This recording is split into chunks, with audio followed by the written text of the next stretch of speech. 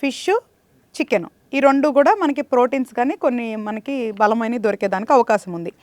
So దాని తర్వాత fruits, so కంపల్సరిగా డైలీ ఏదో ఒక ఫ్రూట్ కన్జ్యూమ్ చేయండి. బనానా కానీ యాపిల్ కానీ ఉండేలాగా మాత్రం చూసుకోండి. ఈ రెండు కూడా చాలా మంచిది. మూడోది గోవా. ఈ మూడు కూడా ద బెస్ట్ ఫ్రూట్స్ అనమాట. సో మనకి రకరకాల విటమిన్స్ దాంట్లో దొరుకుతుంది.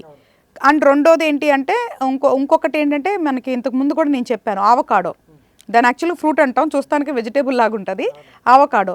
దాంతో కూడా చక్కగా మనం కొన్ని పేస్ట్ చేసుకొని మనం బ్రెడ్ మీద పెట్టుకొని తినొచ్చు అనమాట. అది కూడా మంచి ప్రోటీన్ ఉంటుంది అనమాట. ఫ్యాట్, హెల్దీ ఫ్యాట్ ఉంటుంది. మళ్ళీ మనం విటమిన్స్, మినరల్స్ వీటితో పాటు హెల్దీ ఫ్యాట్ కూడా తీసుకోవాలి. కంపల్సరీగా మన శరీరానికి ఇవన్నీ కావాల్సిందే.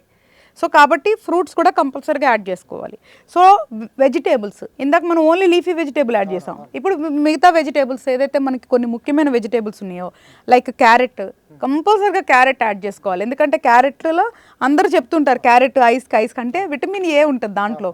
సో అట్లాగా క్యారెట్స్ కానీ, బీట్రూట్స్ కానీ, ఈవెన్ బంగాళదుంపలు కూడా మంచిదేనండి.